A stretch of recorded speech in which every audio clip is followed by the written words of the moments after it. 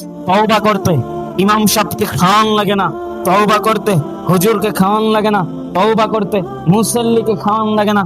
আরে জিনাখোর বান্দা যদি বলে আমি আর জিনা করব না, হারামখোর বান্দা যদি বলে আমি আর হারাম খাবো না, বেবিচারী বান্দা যদি বলে আমি আর বেবিচারী করব না, প্রতিটা বান্দা যদি এরকম তওবা করে আর ওই তওবার উপর অটল থাকে, সে তার তওবাই আল্লাহ কবুল ও মঞ্জুর করে না।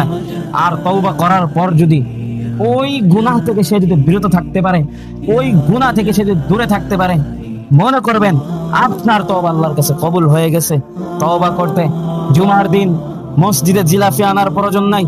তওবা করলে যেই তওবা করবেন আল্লাহর কাছে বলবেন, আল্লাহ আমি আর গুনাহ করব না, আমি আর নামাজ ছাড়বো না, আমি আর তোমার হুকুম ছাড়বো না, আমি আর গুনার পথে চলবো না, তোমার রাস্তায় চলবো, তোমার পথে চলবো, এটা শপথ করেন। আর যেই গুনাহটা করবেন ওই গুনাহ তওবা করার পর যদি ওটা থেকে বিরত থাকেন, ওটা থেকে যদি দূরে থাকেন, ওটাকে যদি ত্যাগ করতে পারেন, তাহলেই আপনি তওবা করতে পারছেন, তাহলেই আপনি আপনার তওবা আল্লাহর কাছে কবুল। মুহতারাম হাজিরিন, এজন্য তওবা করতে হবে, তওবা করতে হবে আল্লাহর কাছে। না বনি ইসরাইল আপনারা জানেন 90 জনকে হত্যা করে আল্লাহ তাআলা তওবা গ্রহণ করছে। একটা বেবিচারী মহিলা একটা কুকুরকে পানি খাইছে বিধান আল্লাহ তাআলা তাকে জান্নাত দিছে। আপনি কেন পারবেন না? আপনিও তওবা করেন। গুনার পাহাড় বহু হয়ে গেছে, গুনার পাহাড় আকাশ সমতুল্য হয়ে গেছে। আল্লাহর কাছে তওবা করেন, আল্লাহ তাআলা আপনাকে ইনশাআল্লাহ ক্ষমা করবেন।